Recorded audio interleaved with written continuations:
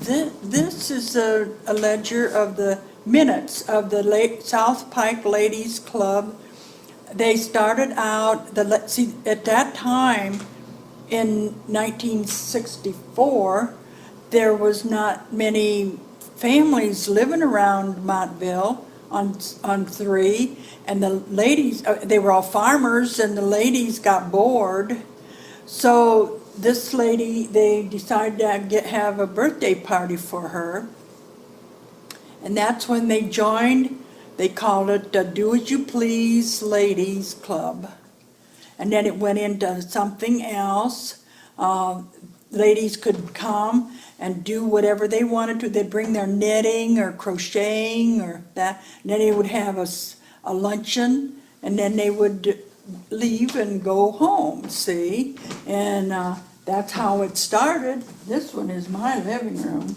Well, here I am in one. So, what do you want me to have it higher? And it stayed that way. I forget when it was the last that well, probably 67 when I left it.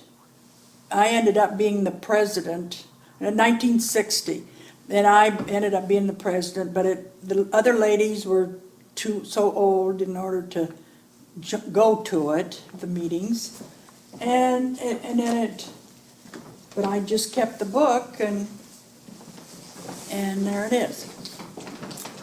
We'd meet probably about 9, 10 o'clock, and then do something, and then have a snack sometimes, or lunch.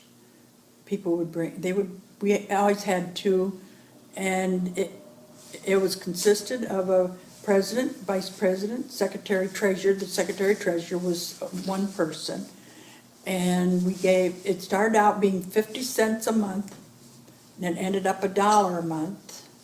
And then we gave money to the polio and the American Red Cross.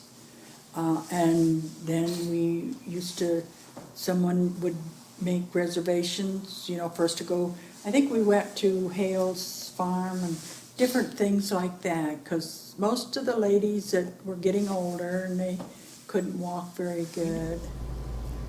Well, we lived at my dad's home. We lived at home on Poe Road. Now the house is gone. Then in my senior year, then I went back to Medina School, and of course, then at the end of that year, then I got married, so I moved out. We bought a trailer. I lived in the trailer back of the Kerfus farm, and then when my daughter came along, we moved out of the trailer into this little white house on the Warner Kerfus farm. There was this little, I don't know, it was a house that belonged to his parent. Well, I don't think it was. I think it was his grandma or somebody like that. 2 elderly ladies that lived there. I didn't get to know them. And then we stayed there until we found the house that we live in, and so we put a down payment on that. And we wanted a house because my husband worked for the railroad, and he worked out of Leicester. And we wanted a house that it wasn't too far from his job. That was in 1967. We moved in July 20th, 1967, and in November, then my boy was born. So he's 45, and in July we have been here 45 years. So, and I intend to stay there till I die.